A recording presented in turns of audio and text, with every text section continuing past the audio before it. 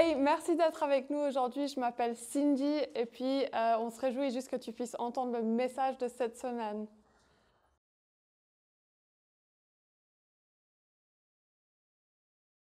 Traditionnellement, il y a une salutation à l'époque de Pâques où on célèbre, le dimanche de Pâques, on célèbre la résurrection de Jésus-Christ. Et plusieurs, j'en suis sûr, vous connaissez cette salutation. L'un dit « il est ressuscité » et l'autre lui répond « il est vraiment ressuscité ». Il est ressuscité ?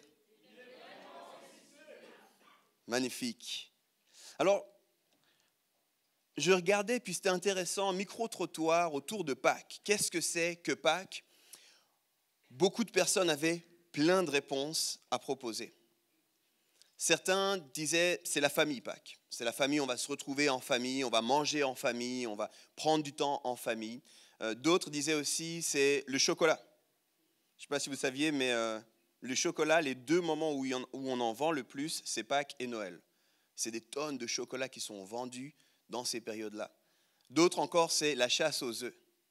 Pâques, c'est le lapin, la chasse aux œufs, la poule. Certains ont dit la poule, je ne sais pas où, comment, quoi, mais ok, la poule. Et puis, quelques personnes ont conscience que c'est aussi lié à la foi, et en particulier la foi chrétienne. Étonnamment, de moins en moins de gens savent qu'est-ce qu'on célèbre à Pâques. Alors, on va se plonger un peu dans ce thème ce matin. On a lu déjà le texte vraiment qui donne tout le cadre de la fête de Pâques dans Luc. Mais parce qu'on ne lit, je crois, jamais assez la Bible, je vais vous proposer de le lire à nouveau, mais cette fois-ci dans Matthieu. Et puis, pour toute la suite du message, là, c'est un challenge pour vous tous. Il va falloir prendre des notes, parce qu'aujourd'hui, rien ne va s'afficher au-dessus de moi. Alors, si vous voulez pouvoir suivre, marquer les citations, les articulations du message et tout ça, il faudra prendre des notes. Et pour le coup, je vais vous proposer de prendre vos Bibles à Matthieu au chapitre 28, et on va lire les 10 premiers versets ensemble. Matthieu 28, 1 à 10. Et puis du coup, je vous laisse le temps de cliquer, je vous laisse le temps de tourner vos pages de Bible avant de lire ce texte. Vous verrez, ça semble vraiment extrêmement proche. Il y a des nuances par rapport au texte qu'on a lu au début du culte de l'évangile de Luc, mais on est vraiment dans un texte qui rappelle les mêmes grands événements.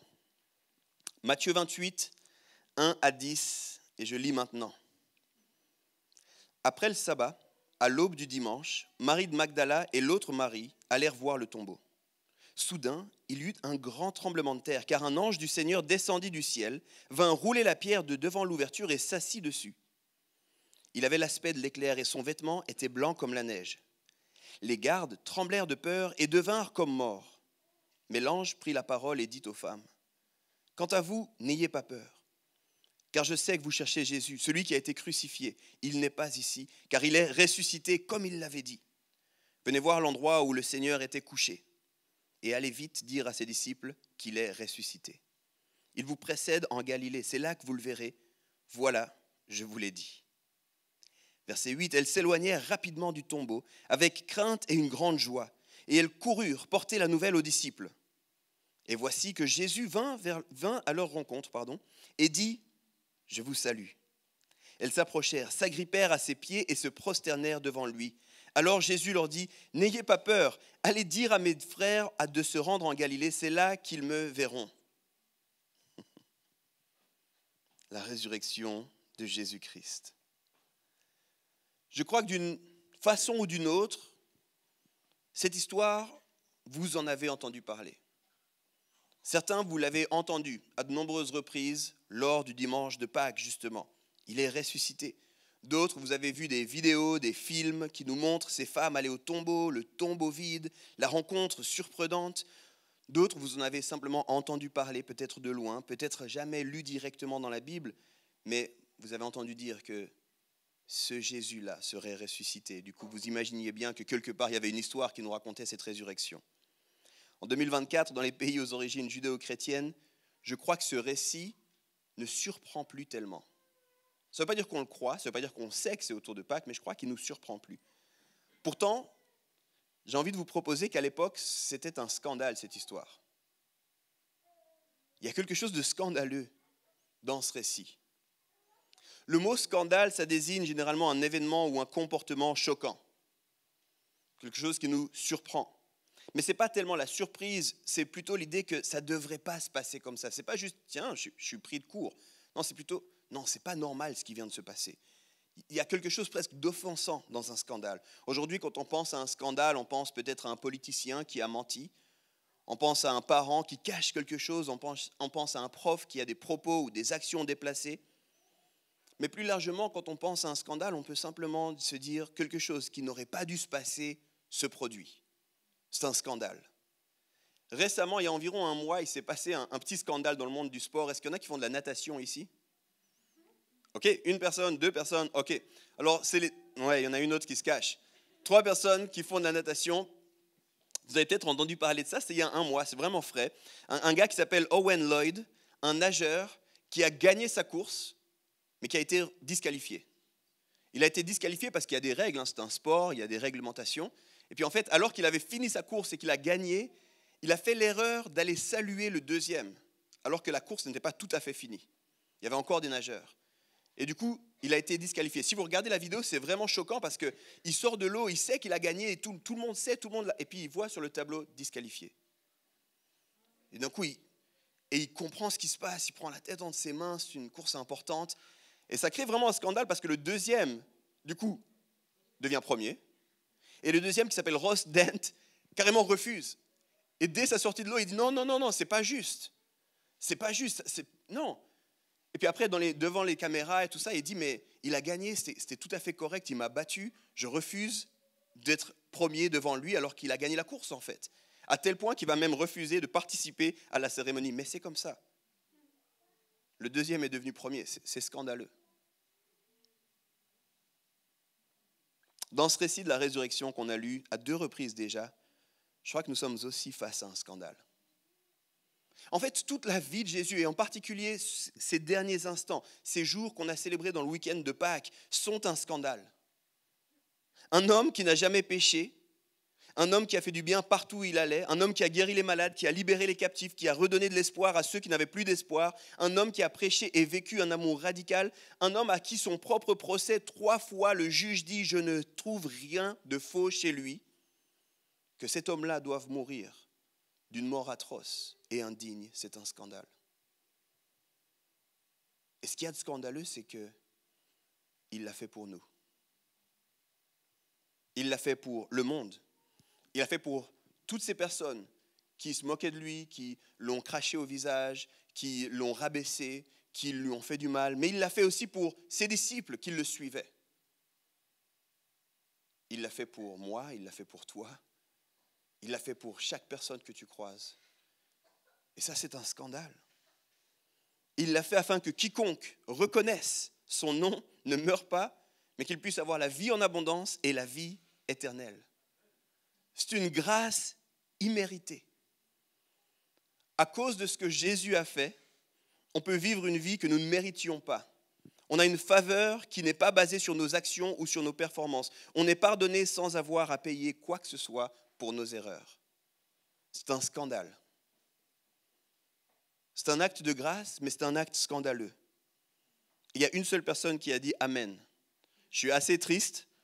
Je pensais que vous alliez vous manifester, faire des cris de joie, taper des mains, vous lever, danser, dire « Merci Seigneur, c'est un scandale ». Voilà, je pensais ça. Mais si cette grâce scandaleuse te laisse indifférent, écoute, prends le temps, écoute la suite, et j'espère que ce message va te réveiller. Si tu n'avais jamais entendu parler de ce scandale qui est appelé la grâce de Christ, et que tu es surpris de voir que d'autres, eux, n'ont pas honte de dire Amen, yes, woup, woup, et toutes ces choses-là, juste bienvenue. Merci d'être là. Si tu ne comprends pas pourquoi on est comme ça, réjoui de ça, bienvenue d'être là. J'espère qu'à la fin de ce message, tu comprendras davantage pourquoi pour nous Pâques est si important, indépendamment du chocolat ou pas, indépendamment de la table à laquelle on va se retrouver. On parle de Jésus, puis ce Jésus, ce n'est pas n'importe qui. Je ne sais pas si tu savais que le Time Magazine a dit de lui qu'il était le symbole le plus persistant et évident de pureté, de don de soi et d'amour dans toute l'histoire de l'Occident. Ça, c'est le Time Magazine, les amis. Hein. Ce n'est pas la Bible. Non. C'est pas grave. C'est pas grave. Avec une dizaine de personnes ce matin à 6h45, on commençait une aube pascale. dans les rues de Lausanne, où les gens étaient en train de finir leur soirée, où les gens étaient en train de nettoyer et nous, on était en train de dire « Seigneur, tu es ressuscité ». Qu'est-ce que ça peut signifier pour nous? Puis on marchait dans ces rues. Alors croyez-moi, moi je suis ému par cette réalité. Sa mort était un scandale et sa résurrection aussi était un scandale. Pourtant, il l'avait annoncé. Alors j'aimerais voir avec vous 3 choses de ce récit qu'on a lu qui doivent nous mettre en mouvement. Et puis, j'aimerais vous donner ça comme une clé, en mouvement. Si vous lisez tout le chapitre de Matthieu 28, on n'a lu que la moitié, il y a 20 versets, on a lu les 10 premiers versets ensemble. Si vous lisez Matthieu 28 en entier, prenez le temps de regarder tous les verbes de mouvement qu'on trouve. C'est impressionnant. On voit les femmes qui allèrent au tombeau, on voit un ange qui descend du ciel, on voit les femmes qui entrent dans le tombeau, qui sont ensuite invitées à aller vite, dire aux autres la bonne nouvelle. Ces femmes s'éloignent rapidement. Jésus vient à leur rencontre. Les femmes s'approchèrent à nouveau de l'invitation, allez dire aux autres. Et vous continuez tout le chapitre de 28 et vous allez voir constamment une idée de mouvement. Ça continue comme ça jusqu'à arriver au moment clé, le verset le plus connu de Matthieu 28, qui est le verset 19, qui dit « Allez, faites de toutes les nations des disciples ». Mais cette notion d'aller, elle n'est pas nouvelle dans le chapitre de Matthieu 28. Elle est là tout du long, en fait. Tout du long, on voit ce mouvement constant. Et je crois que cette grâce scandaleuse, je crois que ce scandale qu'on doit appeler grâce, doit nous mettre en mouvement. C'est un scandale, c'est sûr, mais c'est une grâce aussi. Et ce scandale appelé grâce doit nous mettre en mouvement. Alors on va voir ça, on va voir 3 mouvements pour se mettre en route ce matin. Ça va pour vous? 3 mouvements. Le premier mouvement dit la chose suivante, allez vers Jésus malgré tout. Allez vers Jésus malgré tout. L'histoire démarre et on est à l'aube du dimanche. On est tôt le dimanche matin, juste avant la résurrection. Et on voit des femmes s'en aller vers le tombeau. J'aimerais vous dire, on s'arrête déjà là. C'est à la fois normal et c'est à la fois surprenant. C'est à la fois normal, puis c'est un peu bizarre quand même. Pourquoi je dis c'est normal? Plusieurs choses, plusieurs indices nous montrent pourquoi elles s'en vont au tombeau. Dans d'autres, on a lu notamment chez Luc, elles ont des aromates, et puis en fait, il y a toute une sorte de rituel lié au deuil. Elles vont préparer le corps pour l'embaumer, et ça, ce n'est pas surprenant. Ce n'est pas étonnant qu'on aille vers le tombeau, parce que Jésus est mort juste avant que le sabbat commence. Donc elles ne pouvaient plus rien faire, elles devaient attendre, puis dès que le sabbat se termine, elles vont faire ce qu'on va faire normalement. Jusque-là, ce n'est pas surprenant. Par contre, Jésus, les amis, avait créé du trouble. Je ne sais pas si vous le savez. Jésus avait créé du trouble, Jésus avait créé de l'agitation. Le tombeau, il y avait 2 choses qui rendent illogique le fait que les femmes se rendent au tombeau. Tout d'abord, il avait été scellé avec une grosse pierre. Donc, de facto, elles n'avaient pas accès au corps. Je ne sais pas si ça surprend quelqu'un. Les femmes, peut-être qu'elles étaient très fortes, peut-être qu'elles avaient préparé pendant le sabbat un mécanisme pour faire rouler la pierre. J'en doute, le sabbat, on ne travaille pas. Mais c'est surprenant. Quelle idée! En plus de ça, non seulement il y avait une pierre qui était roulée, mais il y avait des gardes. Il y avait des gardes qui rendaient impossible. Les Romains s'étaient assurés, assurez-vous que personne ne touche ce corps. Donc nous, on lit ça, oui, c'est normal. Non, ce n'est pas normal en fait. C'est surprenant que ces femmes décident d'aller au tombeau. Honnêtement, ça aurait été beaucoup plus logique dans le contexte qu'elles fassent profil bas, ces femmes. Ça aurait été beaucoup plus logique. Les disciples de Jésus eux-mêmes l'avaient abandonné massivement dans les jours qui précédaient. Ils étaient partis. Ils ont eu honte. Pierre, qui était le disciple le plus vocal de Jésus, l'avait renié à 3 reprises. Il ne voulait rien avoir à faire avec. Ça aurait été tout à fait normal que les femmes se disent « Bon, là, on est mal barré, on aurait vraiment voulu, mais on va rester cachés. » Ça aurait été tout à fait normal. Et je crois que ce premier mouvement d'aller vers le tombeau, c'est une clé pour nous. Est-ce qu'on ose aller vers Jésus malgré tout? Est-ce qu'on ose aller malgré tout? Parce que parfois, on a des bonnes raisons d'abandonner tous. On a des bonnes raisons de dire, comme les disciples, on a des bonnes raisons de fuir peut-être. On a peut-être parfois l'impression que la situation est figée. Il n'y a plus de solution, il n'y a plus de possibilité. Comme un tombeau fermé et gardé. Les médecins ont donné le diagnostic, j'arrête d'embêter Dieu avec ça. J'arrête. J'ai essayé, mais j'y vais plus maintenant. Parfois, on a l'impression qu'il n'y a plus de solution. Parfois, on a l'impression que Dieu ne nous écoute plus ou qu'il ne nous écoute pas. On se dit, ça ne sert à rien de prier pour ça, c'est terminé maintenant. Parfois, on a l'impression que Dieu nous a oubliés. Pourtant, à cause du scandale appelé grâce, l'exemple de ces femmes nous dit, tu peux aller vers Jésus malgré tout. Tu peux aller vers Jésus malgré tout. Qu'importe la situation, tu peux aller vers Jésus. L'exemple des femmes qui vont au tombeau nous rappelle qu'on peut toujours venir vers Jésus. Ça ne dépend pas de ce qu'elles ont fait. Il y aurait tellement de choses à dire sur le fait que c'est des femmes qui vont au tombeau. J'aime tellement ça. Il y a vraiment beaucoup de pépites par rapport à la place de la femme, par rapport à ce que ça signifie que les femmes y vont. On aurait voulu, et sans doute que l'histoire aurait été plus crédible si on avait dit « Pierre se rend vaillamment au tombeau ». Il s'est rendu compte de l'erreur lorsqu'il a renié, et du coup plein de courage, renouvelé. Après un temps de sabbat, ils s'en va au tombeau et on aurait tous dit « Yes, vas-y Pierre », mais ce n'est pas ce qu'on nous dit. On nous dit des femmes.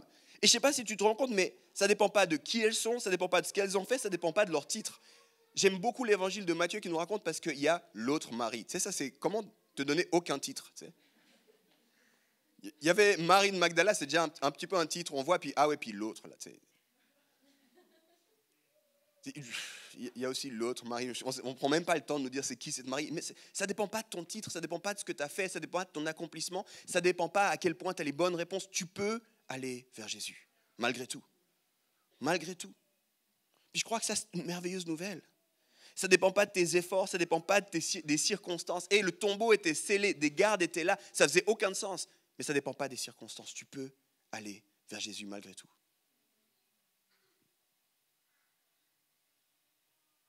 Qu'est-ce qui te retient, toi, aujourd'hui, d'aller vers Jésus? Est-ce qu'il y a quelque chose qui te retient d'aller vers Jésus? Et cette notion d'oser aller vers Jésus malgré tout m'amène à mon deuxième point. Alors que les femmes se rendent au tombeau, malgré tout, le ciel est descendu. Le ciel est descendu. Ça, c'est mon deuxième point. Je vous relis parce que je vois que vous êtes un petit peu hésitant. Verset 2. Soudain, il y eut un grand tremblement de terre, car un ange du Seigneur descendit du ciel, vint rouler la pierre de devant l'ouverture et s'assit dessus. Je ne sais pas si tu réalises, moi ça m'hallucine cette histoire. Moi je lis la terre a tremblé. Et moi je m'arrête un instant. Attends, quoi? Alors moi je suis comme ça, je me dis, montre-moi un peu Seigneur, à quel moment d'autre la terre a tremblé. Puis il y a quelques moments où la Bible nous dit la terre a tremblé. Puis là c'est assez fou, la terre a tremblé. Puis je me dis, elles ont fait quoi ces femmes? Si jamais tu ne connais pas l'histoire de ces femmes, on ne nous dit pas qu'elles ont fait une veillée de prière. Hein. On ne nous dit pas qu'elles étaient dans un jeûne intensif de 40 jours. On ne nous dit même pas qu'elles avaient une stratégie. On nous dit juste, elles sont allées au tombeau. Et cette foi-là, cette mise en action-là, a suffi à faire que le ciel descende. Elles sont venues et la terre tremble. Et voilà qu'un ange arrive. Et j'aime tellement le détail sur cet ange, surtout chez Matthieu. Encore une fois, il y a 4 évangiles. Chacun des évangiles vous amène des subtilités, des saveurs un peu différentes. Mais chez Matthieu, j'aime trop parce que l'ange, c'est Matthieu, il n'est pas juste venu calme. L'ange, il est venu avec une attitude un peu. C'est un ange, ça doit être mon pote, c'est un peu un gangster cet ange-là. Parce qu'il roule la pierre et après il s'assoit dessus. C'est quoi cette posture-là? Tu sais, nous on imagine des fois les anges un peu comme dans les tableaux. Il y a l'ange, c'est les bras écartés, tout propre et tout ça. Moi j'imagine l'ange avec un hoodie assis sur la pierre. What's up? C'est quoi cette attitude-là? J'ai une fille qui s'appelle Azaya. Cette fille a trop d'attitude. Il y a les beaux jours qui ont commencé à revenir, elle a pris ses lunettes de soleil. Ma fille sait que ça lui va bien les lunettes de soleil. Tu lui dis hey, salut Azaya, elle te regarde comme ça avec les lunettes. Yeah. En plus, elle commençait le breakdance, alors autant te dire, elle comprend que l'attitude, ça fait beaucoup. Moi, j'ai l'impression que cet ange, c'est un ange avec l'attitude. Il vient, il roule la pierre, il s'assoit dessus. Et je crois qu'on rigole un peu de ça, mais imagine la scène. La terre tremble, les gardes sont paniqués, et on nous dit qu'ils sont tellement paniqués qu'ils sont comme morts. C'est figé. Oh, ils n'arrivent plus à bouger, ils n'arrivent plus à rien dire. Et là, il y a l'ange qui a l'aspect de l'éclair qui s'est assis sur la pierre pour parler aux femmes. Et c'est comme, pour moi, c'est comme ça que je le lis. Hein. C'est juste personnel, mais c'est comme si l'ange, il leur dit, regardez, il est ressuscité. Et plus que ça, il veut faire une déclaration, il veut montrer, vous pensez peut-être que ce n'était pas possible d'entrer, mais regardez, pour Dieu, c'était rien cette histoire. Rouler la pierre pour Dieu, ce n'était pas un problème en fait. Ressusciter Jésus pour Dieu, ce n'était pas un problème en fait. Quand le ciel vient, Dieu ouvre des portes qui étaient fermées. Puis j'ai envie de te dire, Dieu est capable de s'asseoir au-dessus de ton problème là. Des fois, nous, on a l'impression de voir des pierres et puis que ce n'est pas possible ou quoi. Puis j'ai envie de te dire, non seulement il peut déplacer la pierre, mais il peut s'asseoir dessus. Puis ça va? Tu veux regarder ce qui se passe à l'intérieur? Viens seulement, il y a une attitude qui est là. J'aime trop ça. Tellement souvent, on a les yeux sur nos défis. Mais si on pouvait juste un instant enlever les yeux de nos défis, puis voir que le ciel est bien au-dessus de nos défis, bien plus capable que nos défis. C'est celui qui peut résoudre nos défis. Mais très souvent, on est figé face à nos défis. On est comme les gardes face à nos défis. C'est pour ça que j'aime trop cet ange avec l'attitude.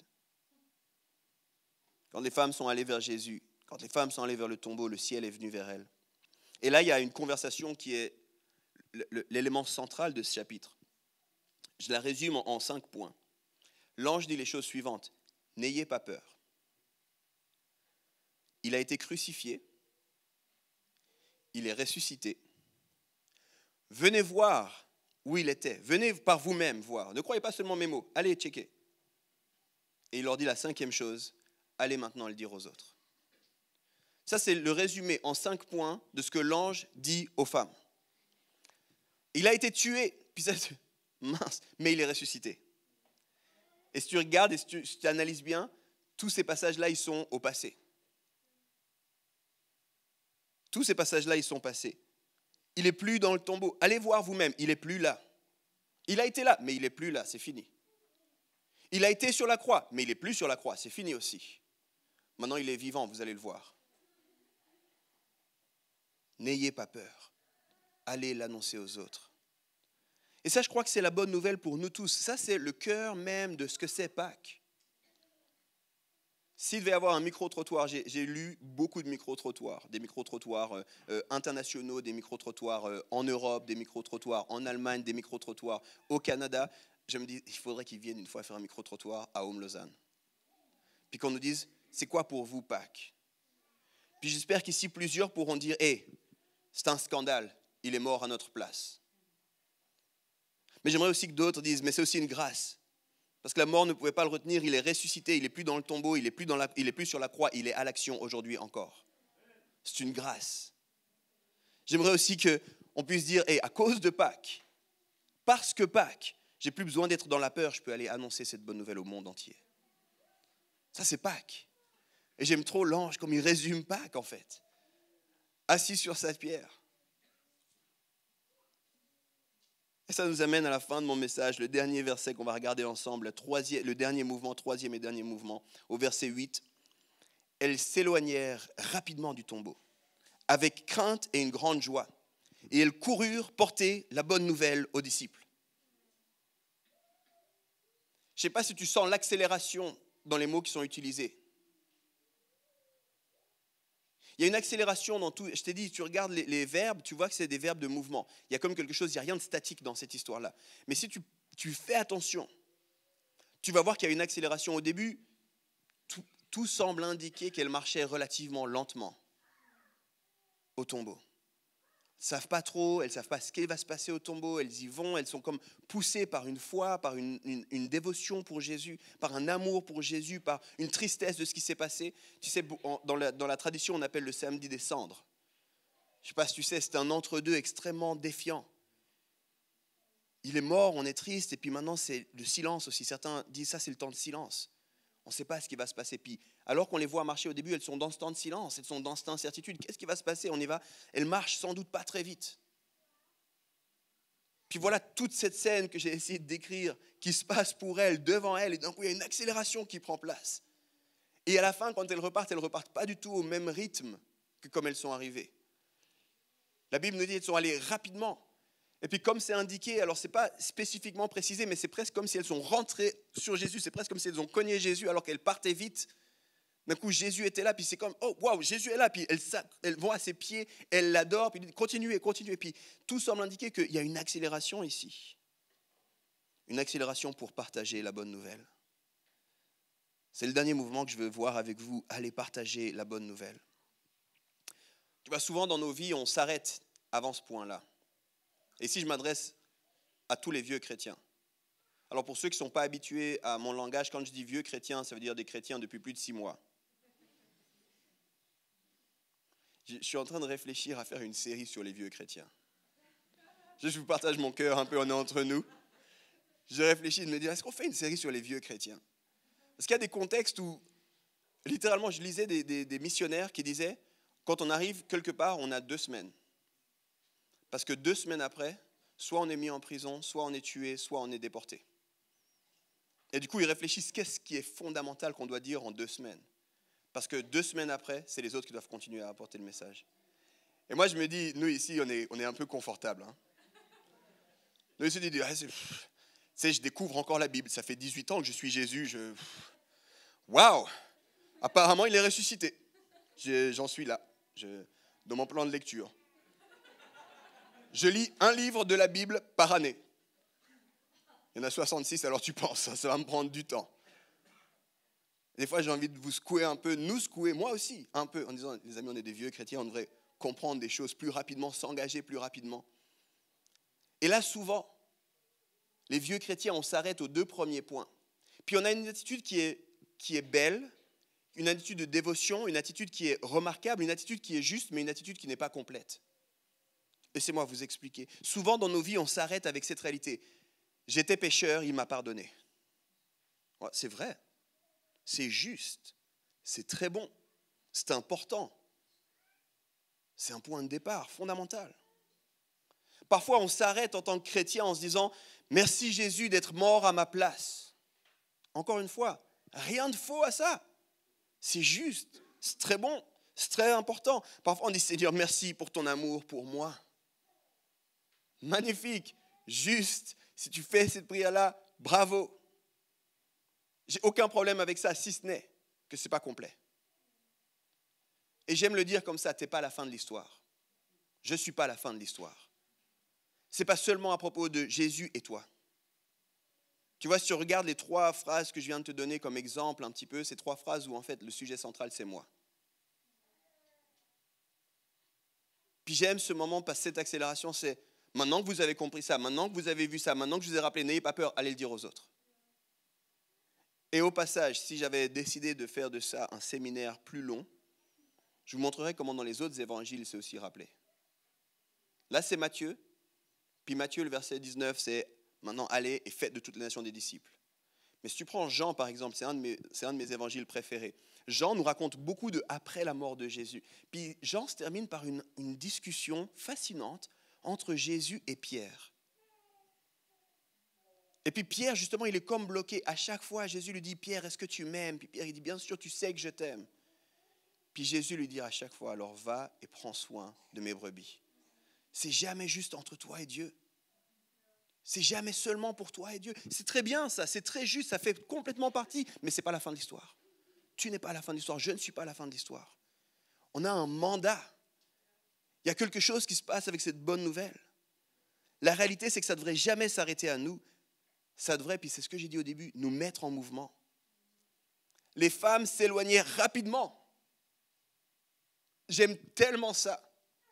Des fois, moi, je pense que si j'étais à l'époque avec les femmes, j'aurais dit, asseyons-nous puis méditons sur ce qui se passe.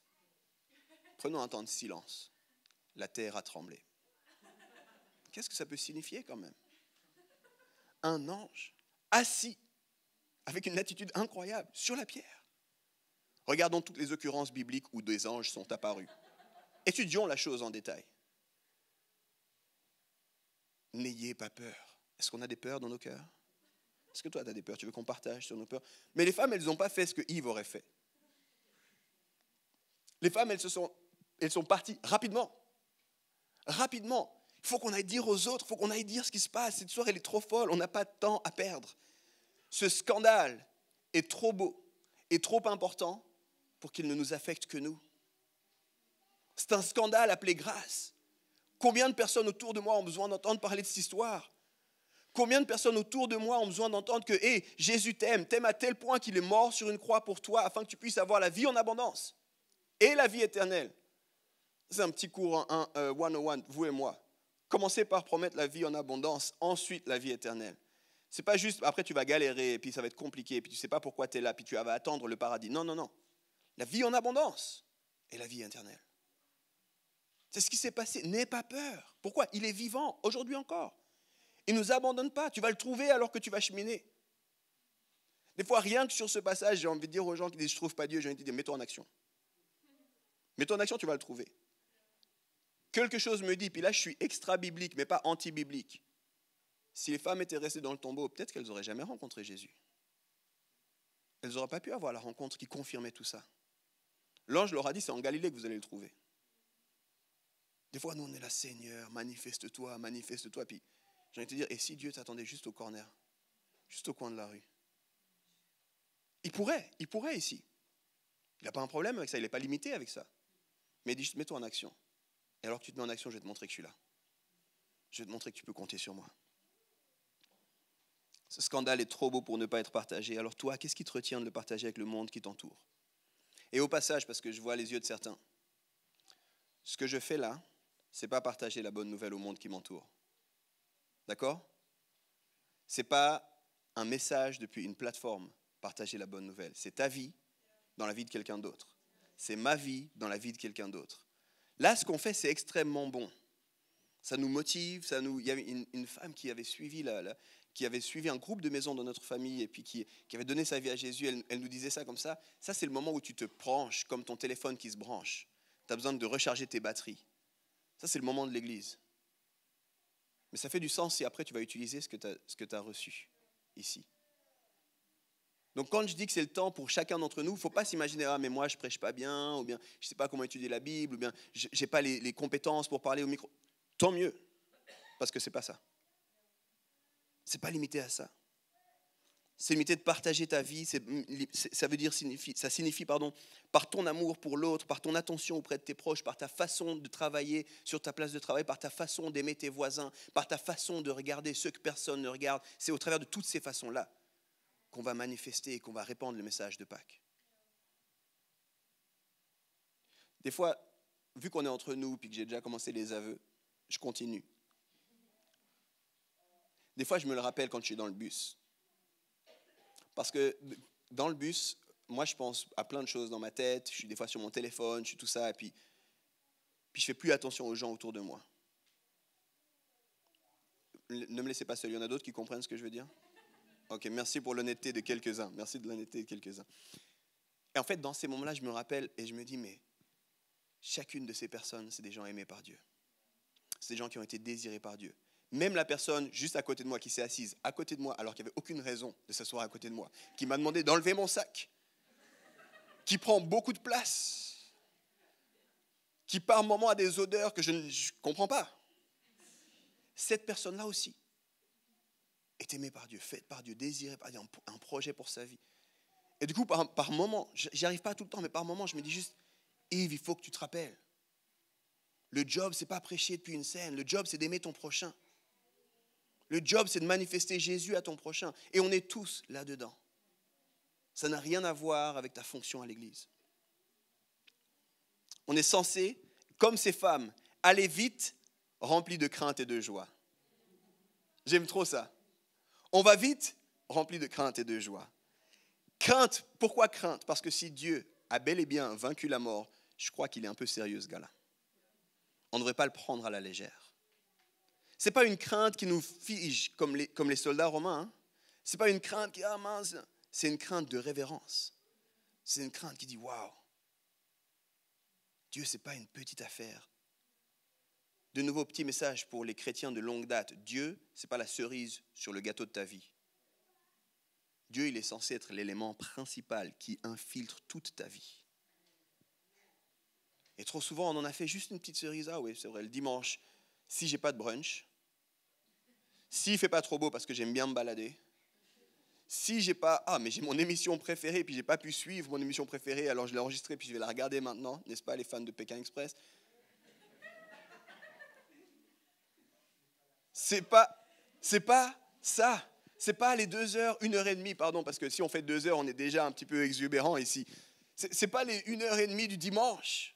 C'est l'ensemble de ma vie. C'est ma vie dans mon quotidien, c'est dans toutes les petites choses. C'est ça, c'est pour ça que je le crains, parce qu'il est sérieux, je lui donne cette place, je lui laisse cette place dans ma vie, dans une saine révérence. Mais la deuxième des choses, c'est non seulement je le prends au sérieux, mais en plus de ça, je suis rempli de joie. Pourquoi? Parce que c'est une grâce scandaleuse. Je n'ai jamais mérité ça. Ce n'est pas à cause de moi, ce n'est pas à cause de mon titre, ce n'est pas à cause de ce que je sais, ce n'est pas à cause de ce que je fais, c'est à cause de ce qu'il a voulu lui. Et ça me remplit de joie. Si c'était juste la juste rétribution de mes actions à moi, il n'y aurait pas besoin d'avoir de la joie. Petit exemple, cas d'école. Quand tu reçois ton salaire, tu n'as pas une joie particulière envers ton employeur, n'est-ce pas? Tu n'es pas en train de dire « Qu'est-ce qu'il est bon ce mois-ci » J'étais dans le doute. J'étais pas sûr. Ben non, tu as un contrat, tu travailles, il te paye. C'est comme ça que ça se passe dans ton travail. Mais des fois, on est comme... Il te doit rien, il ne me doit rien. Le fait qu'il nous donne son amour, le fait qu'il nous donne sa présence, le fait qu'il nous donne de vivre un jour de plus, tout ça, c'est de la grâce. Une grâce scandaleuse, une grâce qui lui a payé sa vie sur la croix. Une grâce pour tout ce qui nous entoure. C'est pour ça que je suis rempli de joie. Je peux dire à mon prochain, j'ai une bonne nouvelle pour toi. Et honnêtement, ça ne dépend pas de ta capacité à t'asseoir à côté des gens. Tu es vraiment ennuyé en faisant ça. Et pourtant, tu as le droit à la même chose que moi. Je suis rempli de joie de pouvoir te l'annoncer. La fin de l'évangile de Matthieu nous met dans l'ambiance. C'est un chapitre de mouvement parce qu'on est censé être en mouvement. Alors je fais ça rarement. Mais regarde ton voisin et dis-lui, s'il te plaît, ne t'arrête pas.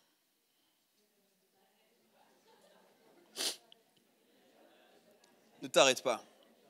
Ne t'arrête pas. Mets-toi en mouvement, ne t'arrête pas. Ne t'arrête pas. Les musiciens, vous pouvez revenir.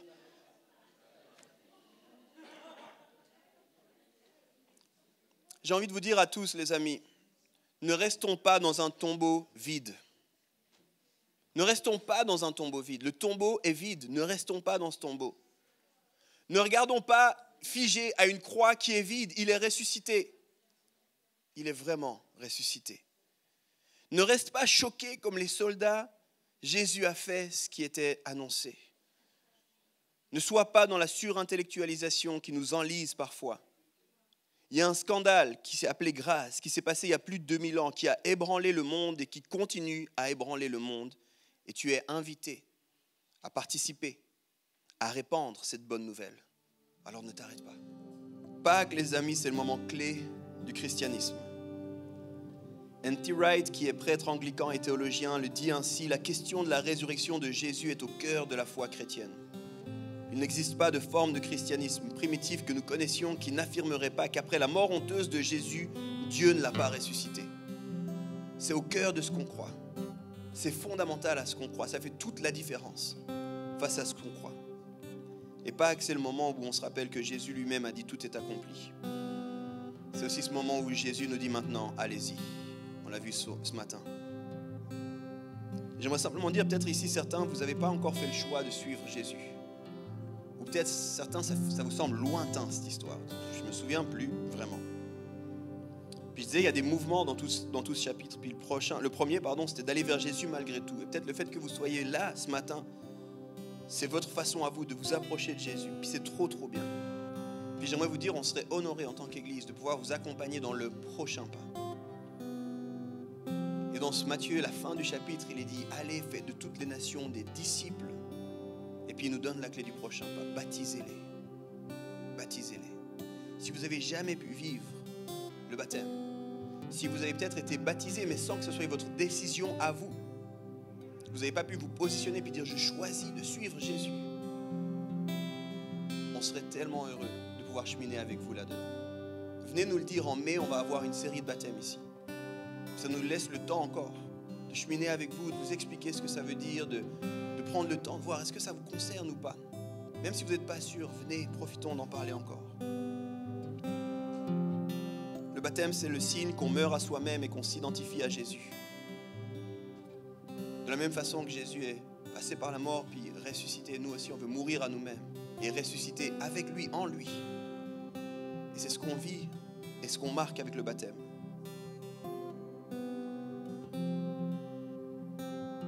Et je terminerai en disant, en vous invitant à prier avec moi. Parce que c'est ce qu'on a vu. C'est le moment où Dieu nous dit clairement maintenant, allez-y. Alors si toi aussi, tu dis, c'est le temps que j'y aille. Je ne sais pas ce que ça veut dire pour toi, tu le sais mieux que moi. Mais si tu te dis, c'est le temps que j'y aille, j'aimerais t'inviter à te lever maintenant, en disant, Seigneur, je veux faire partie de ceux qui, comme ces femmes, répandent la bonne nouvelle. Je veux faire partie de, comme tes disciples, ceux qui répandent cette bonne nouvelle. Si toi aussi tu as envie de faire ça, lève-toi maintenant, afin qu'on prie ensemble. J'espère que le message a pu te parler et que tu puisses vraiment prendre des pépites avec toi durant la semaine et les mettre en pratique. Si tu as envie de plus d'informations par rapport à l'église de Home et la communauté qu'on est, tu peux sans doute te diriger vers le site internet églisehome.com ou alors les réseaux sociaux, que ce soit Instagram ou Facebook. Et bonne semaine à toi.